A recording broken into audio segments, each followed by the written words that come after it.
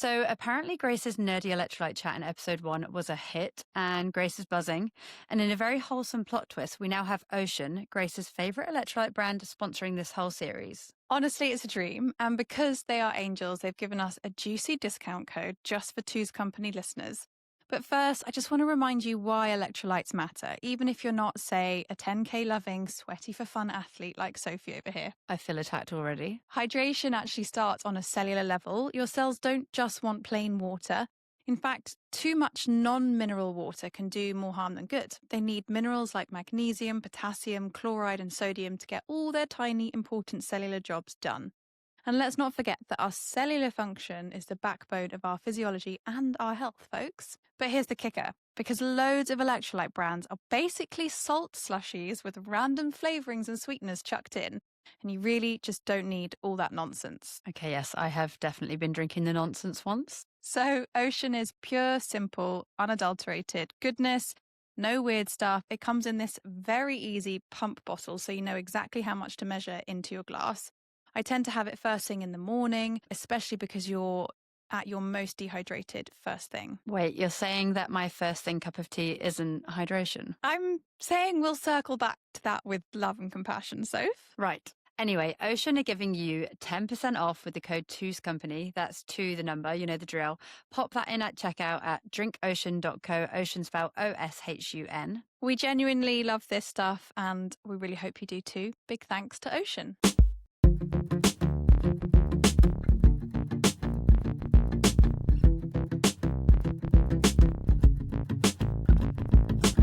Two's Company, Two's Company, Two's Company, Two's Company, Two's Company, Two's Company. But not 3, that's too much company. Nailed it. Hello and welcome to season 2 of Two's Company. This is episode 3. If you missed the first 2 episodes, do go back and have a listen. They are quite brilliant. My name is Grace Kingswell. I'm a nutritional therapist and I'm joined by the wonderfully multi-hyphenate Sophie Hellyer. Titles aside, we're going to be delving into subject matter throughout this podcast that falls outside of our professional remits, but very much inside our collective sphere of interest, responsibility, and moral curiosities. This week, we're talking about Christmas prep, Spotify Wrapped, the budget, and everything else we've been watching, reading, and probably a few tangents we didn't plan on too. Yes, welcome to our carefully curated ramble where we chat, question, laugh, and hopefully make you feel like you're having a proper natter with your best mate. Okay then, Soph, should we get into it? So how was your week? Or maybe fortnight since we last recorded, Grace? Well, it's been a shocker. I won't lie. It's exactly 2 weeks ago. My entire family, apart from myself, have had a glorious diarrhea and vomiting bug. And the pregnant person did not get it. She just cleaned up everyone else's sick and excrement. So it's been so draining. I was expecting, obviously, your immune system when you're pregnant is a bit suppressed, but you do still have an immune system. And I'm giving mine a little pat on the back for actually not catching this horrific bug. So it's been very tiring and it was not very fun 4 days, but we're out the other side now. And Nick and I are actually going today for a couple of nights to a off-grid cabin, which I'm very excited about, without our toddler. With your dog? No, actually, we're also sending the dog away. As of this morning, we were like, the weather's looking awful. Let's not have a massive wet golden retriever in a tiny cabin. So big thanks and shout out to my parents who are coming down to look after my child. How was your week, Soph? I feel like it's actually been quite Christmassy. We've done lots of Christmas things. We went to the Christmas light switch on yesterday and watched the brass band and what else? Went to a big Christmas party where I saw you on Saturday. That was really fun. Yeah. The boys in my family also all had a vomiting bug. Really exciting. That's all. Do you have something to tell me about Vinted? Yes, I sold loads of stuff on Vinted. You know, well, firstly. So Grace and I both love Vinted for both selling and buying, correct? Correct. So I sold loads of stuff on Vinted this week because it's the time of the month where I have to pay my mortgage and I realized I didn't have much money. And I listed on it some bikinis and a load of sports bras. Okay. What I found out was all the pervs hang out on Vinted. Do they? I have had multiple offers from men offering to buy my used underwear. No. Oh my gosh. I did not think of Vinted as a platform for pervs. Do you know, we always joke about, well, me and other friends, not me and you, but about why does no one on the internet want to pay me for pictures of my feet? Because is it actually Lily Allen or was it Kate Nash? One of them sells pictures of their feet on OnlyFans. Yeah, and now I've discovered where all the men with money are. They're all on Vinted. So It sounds like on you my don't need OnlyFans. You can just have Vinted. I know. So I just said to a couple of them, yeah, of course, £100 a pair. And they said yes. But obviously I didn't actually follow through on this. I sort of blocked them all and ran away. Okay, well, that's disgusting. I wanted to also mention, I briefly mentioned it on last week's episode, and some people did DM me about this. There was a very funny piece by Matt Rudd in the Sunday Times magazine 2 weekends ago about how the packets of butter are getting smaller. Have you noticed this? I have not noticed this. Do you mean like the actual packets of butter like you have in your fridge at home, or do you mean like the little ones when you go to a restaurant? No, like the ones you would buy in the supermarket that are foil wrapped, that are usually about 250 grams worth of butter. Well, how They many are grams now, worth are they now? well, for want of a better word, they are now slimline. And it's really disappointing. And Matt Rudd is very funny. And the whole piece was just about where else can we squeeze? And also, as a family, like, where else can we save? I think one of his friends, he mentioned that one of his friends had sort of accidentally dropped into conversation at the park that he'd paid off his mortgage. And then Matt Rudd runs home to his wife and is like, where else can we save money? You know, packets of butter have already got smaller. We can't buy butter anymore. And it was just hilarious. And it just made me think, because it is something that I actually genuinely, as a consumer, had noticed in the supermarket and I was quite cross about. So there we go. I go through a lot of butter. Johnny hates it because I put the butter on my toast like slices of cheese. But Likewise. sorry, butter is a luxury that I will always pay for. I even have a Christmas ornament on my tree that is a stick of butter because I love butter that much. Speaking of things I think are really funny that I've read this week, please can I read you this very short but quite hilarious little bit about Meghan Markle? This is from a funny kind of let's pretend that we know what the royals have been up to this year. Again, from the Times magazine, which I randomly bought. I don't usually buy it on a Saturday, but I did. Anyway, suspend your disbelief. So, Meghan, I'm drafting a new post for Instagram. I'm so excited by the launch of my products, which are called American Riviera Orchard. No, wait, as ever. If ever? Whatever. Ever since I can remember, I've been dreaming up easy ways to elevate the everyday to the exceptional, and my top tip is to marry a prince. Failing that, I've made some jam. Buy it. I hope when you see what I've worked so hard to create, which is jam, you're encouraged to know that whatever life brings you, you can do it too. Perhaps especially if you marry a prince. Your value, your creativity, your joy, that is you, as it's always been and always will be. Unless your truth changes, in which case it can be something else, and that's fine too. My learns this year are to continue to give yourself the grace to pivot. And you do. You are you, as ever and forever. Make the everyday exceptional in an easy yet meaningful way. Buy my jam. Did you know that Meghan Markle had launched this like American trad brand where she makes jam? No, but I do feel like she's pivoted from left-wing feminist into trad wife. Oh, Yeah. did you hear?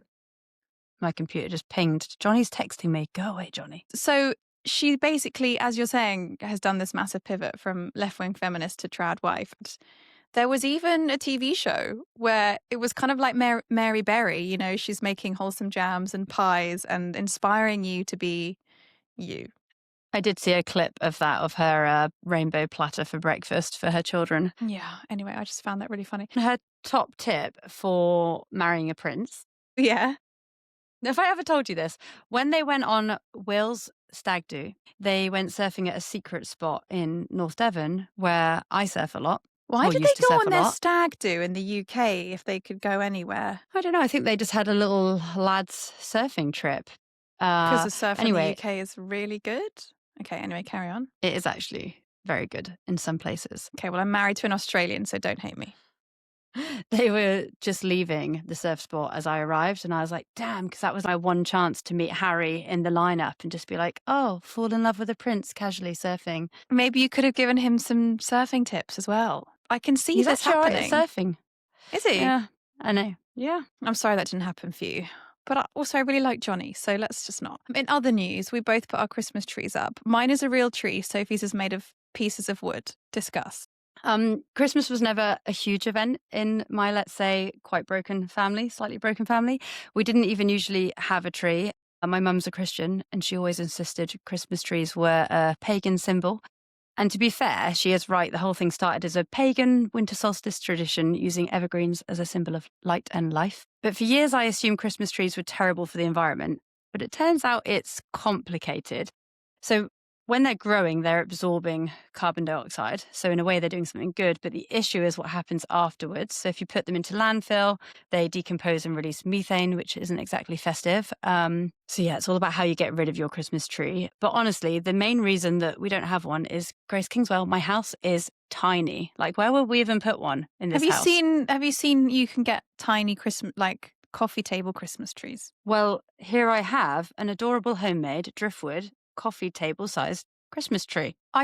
Yours, it is quite cute. Like, it is quite cute. I think for me, it's just like nothing beats the smell of a real tree. And it's that nostalgia piece, isn't it? And it's what you know and what you grew up with. We always had a real tree. And for me, it's like I get so excited. And then I get so excited about putting up the tree. And now that I have a son, I'm like, I can't wait to decorate it with him. But then I married an Australian who they only have plastic trees in Australia. And also Christmas for them, like, it's not like it is a big deal. But come on, Christmas in hot weather.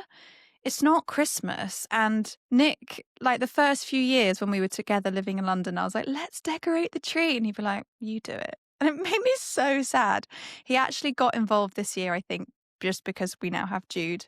But even like the last couple of years, like he just couldn't give a crap. And it makes me very sad. I used to always decorate the tree with my dad and we loved it. And we used to listen to carols from Kings and I would sing along in my little choral voice. But yeah, it was actually quite a stressful day. I was so looking forward to it. There's a lovely place in our village where you can go and choose your tree.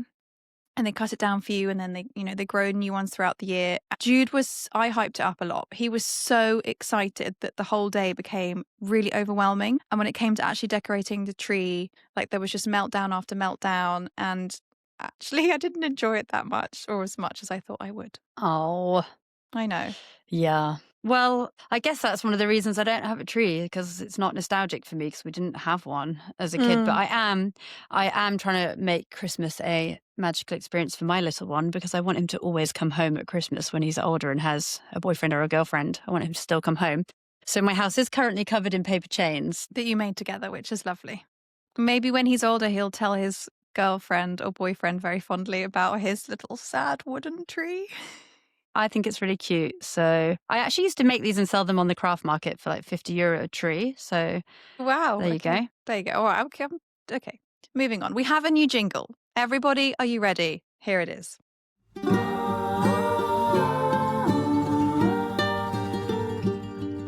I've read 2 books and I've watched TV. I've got some stuff to recommend to thee. Is it highbrow, lowbrow, or some other kind of stuff? It's Culture Corner for cultural fluff.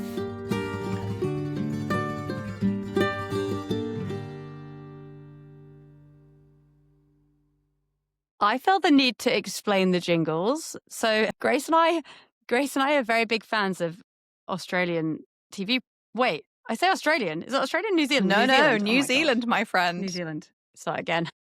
No, that's staying in. Staying in. She made a big boo-boo and it's staying in. So sorry. It's because you were just talking about your Australian husband. Grace and I are both very big fans of Flight of the Conchords and New Zealand. How would you describe it? It's a comedy. It's a comedy. It's 2 guys who are trying to be in a band. Well, they are in a band. They're trying to, do the music thing, but they are, I mean, for want of a better word, abysmal. But they're comedy songs. I've actually seen them live at Wembley Arena because they're that famous, and it was one of the best nights of my entire life. Very, very jealous. Anyway, all of our jingles are inspired by them, and this new one is inspired by this is very niche, but one of their more medieval songs. So we hope you get that vibe from the production, lovingly done by my husband. Thank you, Nick Kingswell. And it has absolutely nothing to do with cultural fluff, but here we are. Here we are, because we love talking about random cultural things and, regular chats always involve fashion. Sophie and I love to get dressed. So apparently kilts are back, like plaid skirts. I used to have a very cute one that was my mum's. It was kind of high-waisted, like A-line, black and white. and I would wear it with thick tights and boots or loafers, which I think will surprise you because you did not know me in the days where I used to wear fashionable but uncomfortable footwear that also left you with cold feet. And yeah, you probably wouldn't catch me in that now, namely because I don't think I have the kilt anymore. I also don't have any tights anymore, and I sold all my uncomfortable shoes that made my feet cold. But they do look cute. Well, I don't have a kilt. I do have a leather miniskirt, but I'm yet to be brave enough to wear it in Cornwall. And I actually purchased some loafers from M&S this week, and then I returned them because You I did decided buy they just. some. I bought some and then I sent them back because they're just not practical for Cornwall. There's a lot of puddles out there, I guys. told you when you were like, I'm going to get loafers and wear them with tights and socks. And first of all, I was like, why would you also wear them with socks? That's weird. I just knew like it is so impractical. And I resent that because I would like to get dressed up a bit more than I do, but I don't like having cold feet. And that's the bottom line for me is that I do not want cold feet. So there you go. Also, is your leather skirt leather or pleather? From the price of it, I'd imagine pleather. But I love- mean, isn't the way to say it, you say it's vegan leather, which actually just means it's like plastic and synthetic. I love wearing plastic. So, on the subject of cold feet, the Style Mag barometer, which is where they have this like what's going up and it's cool and what's not, in the going up section mentioned emotional support socks because apparently cozy feet secretly make everything okay. And I would have to agree with this.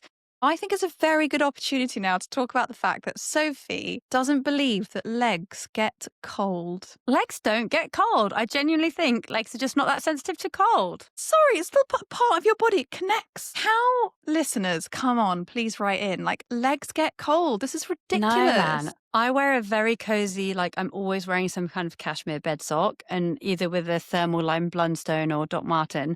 So I have warm feet, but I just don't think legs get cold. Either that or they've just emotionally detached from the rest of my body. But the blood that's in your feet comes from the rest of your body and it has to go down your legs. So if your legs are cold, then surely the blood is getting cooled on the way down and then thus making the foot cold situation worse. I would also just like to add that I think you're quite a hot person in the temperature. Actually, so I'm quite sweaty at the moment, actually. I think, podcasting makes me a bit sweaty. Nervous. Oh, God. Okay. Shouldn't have lit that fire. No, let's talk about, I'm thrilled that we're talking about this because I love this time of year so much. Okay, wait. The Spotify Wrap time of year. Yeah. Okay, can I guess your Spotify listening age? I was thinking about this. No, because this is the issues I haven't looked. Oh my God. Can you do Shall it I now, go and- please? I'm I going go to and get my phone? podcast. It's in my Yes, bedroom. hurry up. Okay, hold on. I'm pausing the pod. Okay, you can restart it. I've got something to say. But wait, surely like the Tractor Ted songs and the Paw Patrol is going to bring my age down. Right. I'm going to guess your Spotify age while you're looking it up. So you go into Spotify Wrapped while I'm talking. I think. Oh, it's playing at me. It's playing at me. Turn the volume off. Turn the volume off. It's a good song. It's playing. I like that one. I think that your Spotify Wrapped listening age is actually going to be quite young because I think you listen to things that not just Paw Patrol. But I think that you listen to like Olivia Dean and I don't think you're listening to a lot of old music. So I'm going to guess your Spotify listening age is 30. It's 73. It's 73. Shut up. They think you're a grandparent. Apparently, I'm into music from the late 60s and that I'm an old soul. But then it says that the stuff that I listening to. Okay, my top genres, number 1, Americana. This is news to me. Number 2, Motown. Number 3, indie folk. Number 4, pop. And number 5, oldies. Okay, Grace Kingswell listens to Motown, so her phone thinks she's in her 70s. Do you want to guess mine? Did you see it on Instagram? I did, but I can't. And there is a lot of Olivia Dean coming up on here. Yours is going to be quite old, I think, because you listen to a lot of music that I don't really know. Mine was 48, which is 10 years older than I actually am, which I think is quite good. It just said you listen to a lot of music from the early 90s, which I do, a lot of grunge. And I think we just have to assume that Neil Young and Paw Patrol have cancelled each other out. So where is my Paw Patrol? Like, Jude puts Tractor Ted on every day. Why is mine 73? Because I think it thinks that you're a grandma. This is quite upsetting. As someone who studied marketing at university, and I even wrote my dissertation on how to use social media to create a movement. Spotify Wrapped, in terms of it being a clever Is that why you're such a good influencer? because you basically studied how to be an influencer. We can go into that later. But in terms of it being like such a clever marketing campaign, it like genuinely impresses me every year. They're taking data, which is normally the most boring thing in the world, and they're turning it into this like modern visual mixtape. Do you love it or hate it? Didn't you send me that thing on Instagram that was like, fucking hell, it's Spotify Wrapped time again? Was that not you? Yeah, it was Danny fucking Price put something on about it. Which I thought was really funny because I've literally just been swiping past people's stories when they share it. I'm just like, can't be bothered. Exactly. So I was quite interested in my own, but to be honest, I'm kind of over it. I don't really care what anyone else listens to. I don't really care about anyone else. I just care about me. Which nicely ends this little segment. I read a very funny piece about dogs and it was called I Bought a Puppy and It Ruined My Life. So, question for you, Sophie. Did getting a dog ruin your life? This is a very targeted personal question, Grace Kingswell. And everyone who's listening is going to think I'm a total bitch. But people who know me, or more specifically know my dog, are going to emphasize with me here. Wait, sorry. I can't let that go. It's empathize. Empathize. How did I say it? I struggled. You said empathize. Yeah. I said the wrong one. You said emphasize, which is a different word. Yeah, different one. Okay, keep going. Empathize. Fuck's sake. You're like a little emotional support friend. Go on, keep going. You can do it, Sophie. Tell us about your stupid dog. Wait, I'm telling you about my excellent dog. I had a dog with my ex-boyfriend, who was my boyfriend at the time. He lives in Ireland now. And he was the best dog ever known to mankind. He never has been on a lead. He used to sit on the beach and wait for me while I went surfing. Everyone always wanted to dog sit him. Like, he was the best dog ever. So I thought I was some kind of dog whisperer and that all dogs that I had would be excellent. And then in lockdown, my partner and I got this dog. We had to get a doodle because he's allergic to dogs. So we spent a ridiculous amount of money on said dog. And I think part of the problem was that as soon as we got her, I found out I was pregnant and I felt really sick all the time. So I wasn't going to dog training as much as I would like. Anyway, my dog is very naughty. She has a lot of behavioural issues. And actually a lot of that now, she's been diagnosed with this illness called Addison's, which is she like can't regulate her hormones and she's on medication for life. She has to have an injection every 25 days. So she's also incredibly expensive. It's like $8,000 a year at the vets. Thank God for insurance. But it means she's not motivated by food like your dear Roger the Retriever. It's very hard to train it. Anyway, did getting a dog ruin my life? Yes. Yes, it did. It's interesting, isn't it? Because I think both of us, had we had the child before the dog, we probably wouldn't have got the dog or not got the dog straight away. I think, yeah, I mean, everyone gets like a poodle cross because they don't drop hair and they're hypoallergenic and that seems really convenient. But actually, poodles are friggin' mental, aren't they? Like, as dogs, they are extra. And I have to deal with so much mess with my dog. Like, actually, it's disgusting. My house is gross. But he never barks. He sleeps all day. He's just like, wants like a little walk and then his meal. He does do incredibly bad farts, but I think that's just all dogs. He's also not great on a lead, but his recall's really good. But it is a lot. Like, when you're so tired and you're both really busy and you're trying to work and you've got kids, like, also then having to do a decent walk for the dog, it's just a bit annoying. But I think my answer is that no. I think we got really lucky with Rog and I do love him. He has not ruined my life. My dog needs like 2 5Ks a day. Yeah, see, again, I think it's a breed thing, right? This guy's like a big fat lump. Yeah, your dog's lazy. Yeah. Shall I show you what he's doing right now? Go on while I talk. Podgy. I definitely wouldn't have got a dog if I had had a child first. And when I see people with young children getting puppies, are you actually mental? Like, don't do it. There's my advice, listeners. Don't get a puppy if you have a young child. Wait till they're a little bit older, yeah. I think that's a good shout. Animal segue. I want to talk to you about bird theory. Have you heard bird theory? I sent you something about it earlier. You came over the other day and you were like, come in here, away from Nick. And then Nick was like, why are you, like, what are you guys doing? It's really awkward. Like, can't I hear what you're talking about? And you wanted to tell me about this weird thing about birds. And then when you left, he was like, what was that with Sophie? And I was like, oh, it's just this thing that she wanted to mention in conversation and see what happened. He was like, well, can you just tell me what it is? I was like, no, because she might do it one day. And he was, and still is, incredibly confused. Right. The whole idea is that if you casually mention something tiny like, oh, I saw a bird today, then your partner's reaction apparently shows you how emotionally tuned in they are. So it's become a bit of this like viral litmus test on the status of your relationship. It actually comes from the psychological concept of a bid for connection. There was a long-term study of newlywed couples, and the ones who stayed together responded to each other's bids 86% of the time. And the couples who eventually divorced only responded about 33% of the time. So basically, these little bids, whether they're boring or silly or serious, and how we acknowledge them apparently matters much more in our relationship than big romantic gestures. So I challenged Grace to just drop into conversation with Nick Kingswell. Oh, I saw a bird the other day and I wanted to see how Nick responded. But did you do it? No, I thought you were going to do that to him. I can't do it. I can't test my relationship with Nick. I can tell you. I see now. I can tell you how he would respond. He would ignore me. But Sorry, Nick. Yeah, I feel like, I think, there are phases of any relationship, and the phase that we're in at the moment, I think, is just the trenches, where you're both exhausted, you're trying to do 100 things in the day, but you don't have time because you have a toddler. I think that plays into it. But also, and I don't think Nick would mind me saying this on a public podcast, he, being a musician, he has a very singular focus within his life, and he's quite often writing a song in his head. So when I talk to him, sometimes I don't get a response, and if I ask him to do something, he will do it eventually once I've asked him multiple times, because like I said, he's just away in his mind. He's just away for the day. Yeah, I think context definitely matters. Johnny is also permanently busy or distracted or stressed. And I think, thankfully, it's not a definitive test. Like him ignoring you saying one thing doesn't mean your relationship's doomed. For example, when I tested this on Johnny and I told him, I saw a bird the other day. What did he say?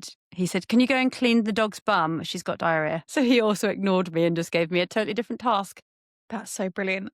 Maybe Johnny's got like an internal chore list in his head too, like us women quite often have. I wish he was writing songs in his head.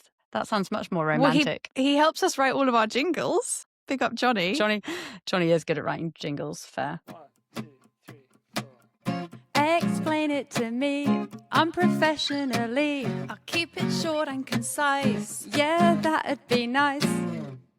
So, this week on the podcast, Sophie, thankfully, is not springing random health questions on me that I've had very little time to prepare for, although I do enjoy that.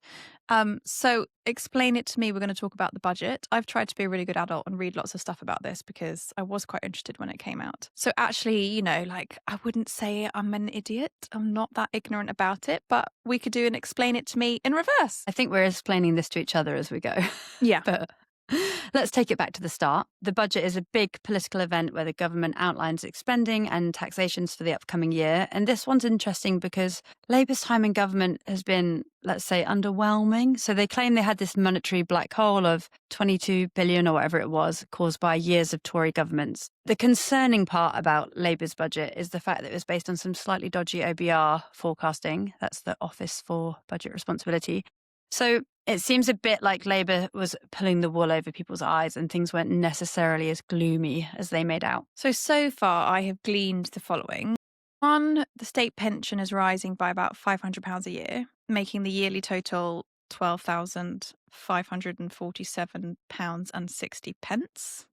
Which is certainly not enough for anyone to live off. If you only have a state pension and you don't have a private pension, you cannot live off £12,000 a year. And if you die before you've used up all your pension, it will now get taxed, which is a big change. And salary sacrifices in the private sector have been capped at £2,000 a year. There are potential ways to get around that. But anyway, we don't really know. Time's going to tell how this is going to be implemented. But a lot of people were very angry about it on the Jeremy Vine show when I was listening to Radio 2. It's not coming into effect until 2029. But I think this one is concerning because I think people, like, your pension is a big deal. It is still the best way to save tax-free. Go on. I have been self-employed my whole life and I only started a pension plan 2 years ago and I pay next to nothing into it because I just can't afford to. So I'll be completely honest, I'm a bit lost in the world of pensions and it's not my speciality. Yeah, I mean, I think.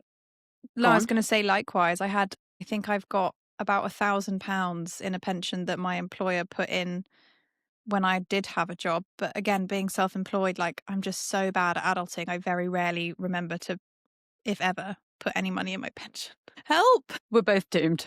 I am doomed. I do think we need to highlight some of the other major policies. So one of the main ones was raising the two-child benefit limit, which is aimed at ending child poverty. That gets the well done. There's also a new tax on electric vehicles, which seems counterintuitive for a green thinking party. But I assume if everyone ends up driving e-vehicles and they're tax-free, like presumably the government gets a lot of money from taxing cars, so they'd lose all that. So I guess they have to, at some stage, start reintroducing tax on electric vehicles. That would make sense, I guess. My question is, what changes if you're self-employed like we are? So this affects everyone, not just the self-employed, but I think it's an important thing to understand because it will definitely affect you and I think. Fiscal drag. Explain it to me. I got Johnny to explain this to me. Fiscal drag. So don't fall asleep. In simple terms, the tax bands are set, right?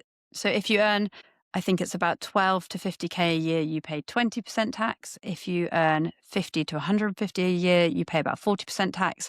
And if you earn over 150 grand a year, I think you pay about 45% tax. So they've frozen those tax bands for 6 years, which means as salaries naturally rise with inflation, more of us are going to fall into the higher tax bands. That makes sense? Yes, and damn it, because essentially we're all going to pay more tax, right? Yeah. So I think it's actually really disappointing. I know obviously a Labour government likes to tax people in order to raise money for the welfare state, the NHS, women's refuge, transport, everything. None of which are working very well. Well, let's hope they're putting some money into them. But what Labour have done is drag a load of middle and lower income earners into progressively paying more tax over the next 6 years. And this is basically why the age group between 18 and 35 are leaving the UK in droves. And I read a whole segment on this about younger generations just deciding this is not, it's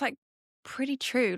This is not really where I want to live because it's just going to be really hard for me. And lots of people moving abroad to other countries because the UK, it's not a great place to live anymore. Yeah, I think for low earners who are on the breadline, it's going to suck because if you are surviving off of a very low annual wage of, around that 12 to 20K a year, you're going to start paying more and more of your salary is going to fall into that 20% tax. You'll be paying more tax and taking home less money. And that's going to be really critical for a lot of people. And then, yes, for the middle earners, which I think you're talking about, those younger people who are earning, say you're earning 40K now, over the next 6 years, your salary is going to increase and you're going to be falling into a 40% tax bracket. Yeah, that sucks. I was just going to say, also the whole making tax digital thing stresses me out. But can we move on from the boring tax chat, please? Is it not all digital already? Mine's a lot. I just do it all online anyway. No, I don't. You're very old school. You have a notebook and a pen and paper. One more thing. I saw the milkshake tax. Did you see that? No. This is a nutrition one, so I thought it might be interesting for you. They're increasing tax on any milk-based drinks. So not milk, but any flavoured milk or canned coffees or any, I guess, Why? sugary milk drinks. Why? Well, I think it's it's like a sugary drink, so It's they're a sugar increasing the tax thing. on it. So that's probably a good thing. I mean, fine. That's really random, isn't it? Anyway, I think if the listener is really interested in understanding the budget, they should probably be listening to Not our podcast. not a news or a politics podcast. Yeah. But if you're not one of those people, that's the best we've done at describing it for you. Thank you very much. Send us an email if you're a really cool female. Ooh, you're such a cool female. Send us a letter to make us feel better. You make us feel better. Time for the mailbag. Time for the mailbag.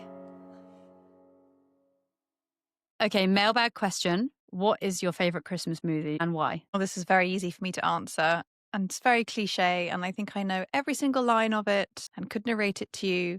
It's The Holiday. Oh my God, I've only seen that once, I think, with you. I think I've Did I seen watch it this. with you? I don't want to count how many times. It's not for me. Who's the actors in it? Who's the famous? Cameron Diaz and Jude Law. Okay, excellent cast, but I've still never seen it. Mine, I've got a few. Okay, Elf, very funny. We love Will Ferrell. For children. No, it's for children. adults. It's not. It's basically for children. It's so good. Shush, Grace. Home Alone, yes, for children, but nostalgia. Used to watch it on repeat. And I actually love Love Actually. Oh my God, I just said I actually love Love Actually. Yeah, that's also a great film. I'm happy Love to watch Actually that is too. beautiful. I think you should watch The Holiday this year. And also it's got Kate Winslet in too, sorry, I should have said. And Jack Doesn't she Black. live in like a very charming little Cornish cottage or something? She lives in a perfect Surrey chocolate boxy cottage, and then she moves to LA and she swaps lives with Cameron Diaz. And at the end, there's this wonderful song. I think it's a Aretha Franklin song called You Send Me. And it reminds me of Christmas so much. It's so heartwarming and lovely. I just think it's Can't great. believe this is our personalities. You would rather watch that than Elf. Yeah, I would. Because there's also like wonderful romance in The Holiday. I will only watch things if there's romance. Something you need to know about me. At least neither of us said Die Hard. Phew. Anything else to discuss? Well, Ocean did send you some of their electrolytes to replace your salt slushy plus artificial flavorings version. So what did you think? I have been using them when I've been going on my runs. I've been putting a pump in my water bottle. And excellent. Can't even taste them. Love that. Although I have to admit, I have still just been having my cup of tea first thing in the morning while my electrolytes look at me sadly from the kitchen counter. You know those like 3 minutes that it takes to brew a cup of tea really well? Within those 3 minutes, do you know what you could do? Drink some of your delicious Cornish tap water with some electrolytes in. No, in that 3 minutes, I empty the bins and I do the laundry and I do the recycling and a million other things. Thank you very much. I'll strive harder to drink electrolytes first thing, okay? Do you want to know what I do while my cup of tea is brewing? Do you or not? Go on, yes. So at this time of day in my house, it's dark. So I've got my red light therapy lamp and I pour my water from my water filter. I'm just going to highlight how different we are here. I pour my water from my water filter.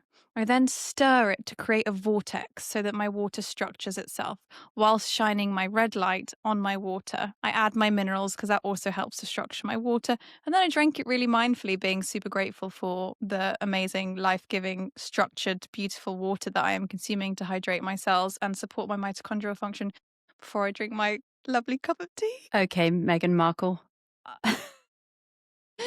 I don't think she even knows what water structuring is, but I would try some of her jam. And that's us done for the week. Bye-bye! No, read the outro. So everyone, if you liked what you heard today, please rate, review, subscribe, or just tell your mates over coffee because that also works too. We love word of mouth. We will be back not next week, the week after, because this is a fortnightly podcast. Sophie's written something here for me about, but maybe we won't be back because we've got tiny humans to look after. But actually, we've been really great at showing up and doing this bi-weekly. So I'm just going to say we're going to be back in 2 weeks' time. We'll be back. Bye. Bye-bye.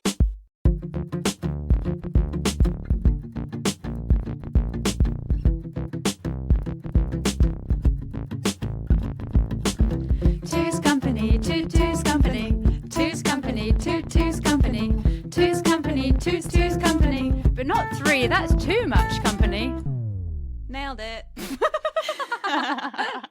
Thank you so much again to Ocean for sponsoring this entire series of the podcast. We are very grateful and also thrilled to be spreading the word about such a lovely brand. Yes, and Ocean are giving our listeners 10% off with the code Two's Company. That's 2, the number, you know the drill. Pop that in at checkout at drinkocean.co. Ocean is spelled OSHUN. And thank you so much. I say H, not H. Find that weird. Thank you so much to Ocean. Bye-bye.